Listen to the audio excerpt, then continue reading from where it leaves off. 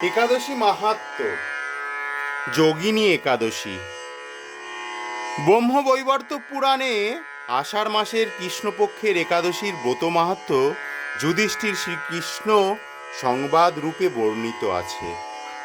যুধিষ্ঠির বললেন, হে বাসুদেব, আষাঢ় মাসের কৃষ্ণপক্ষিয়া একাদশীর মাহাত্ম্য কৃপাপূর্বক আমাকে বলুন।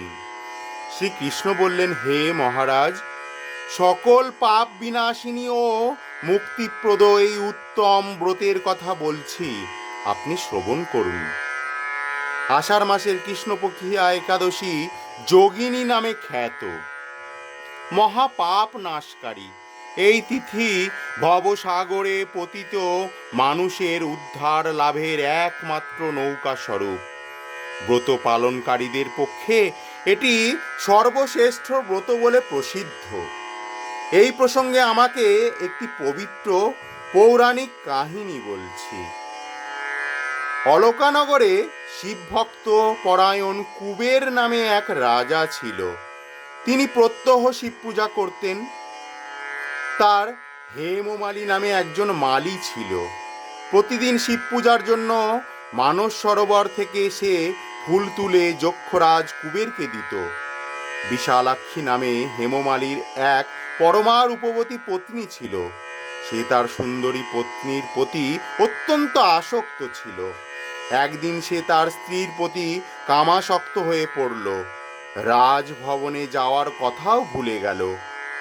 বেলা 2 প্রহর অতীত হলো। অর্চনের সময় চলে যাচ্ছে দেখে রাজা ক্রুদ্ধ হলেন। মালীর বিলম্বের কারণ অনুসন্ধানের এক দ্রুত দূত প্রেরণ করলেন। দূত এসে রাজাকে বলল, সে গৃহে স্ত্রীর সাথে পরমানন্দে মত্ত। দূতের কথা শুনে কুবের অত্যন্ত রেগে তখনই মাল্লীকে তার সামনে হাজির করতে আদেশ দিল। এদিকে মালী কুবেরের পুজোর সময় অতিবাহিত হয়েছে বুঝতে পেরে অত্যন্ত ভয় পেল। তাই স্নান না করেই সে রাজার কাছে উপস্থিত হলো। তাকে দেখা মাত্র রাজা ক্রোধবশে চোখ রাঙিয়ে বললেন, রে পাপিষ্ঠ দুরাচার, তুই দেব পূজার পুষ্প আনতে অবজ্ঞা করেছিস, তাই আমি তোকে অভিশাপ দিচ্ছি।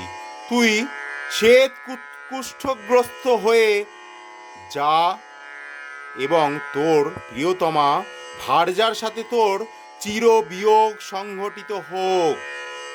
রে নীচ, তুই এখনই এই স্থান থেকে ভ্রষ্ট হয়ে অধোগতি লাভ কর।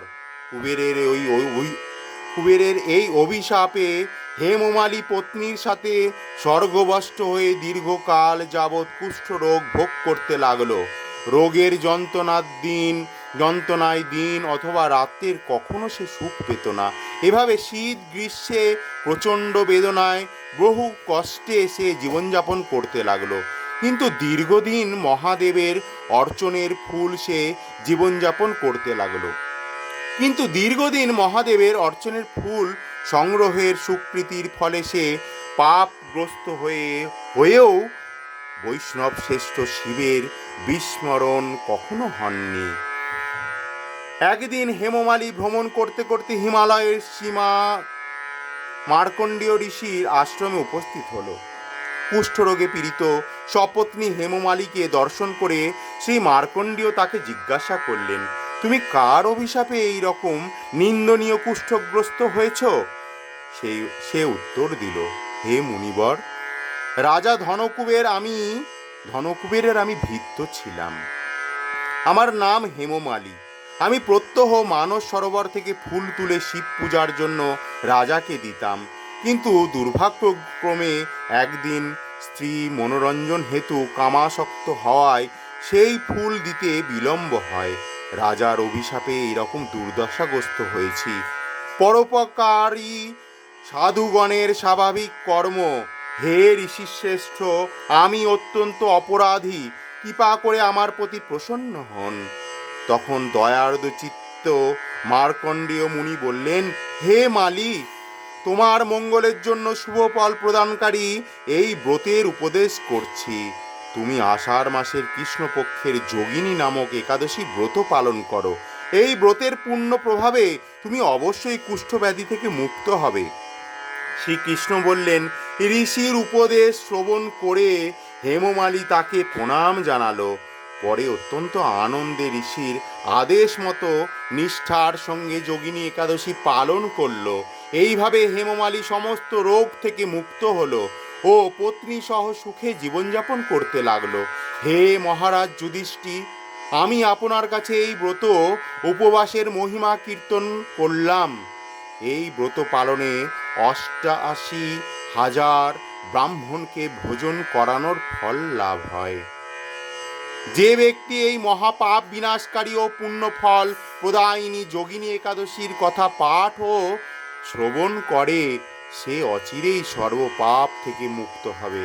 হরে কৃষ্ণ হরে কৃষ্ণ কৃষ্ণ কৃষ্ণ হরে হরে, হরে রাম রাম রাম হরে হরে। জয় জয় যোগিনী একাদশীর জয়, জয় জয় যোগিনী একাদশীর জয়, জয় জয় যোগিনী একাদশী।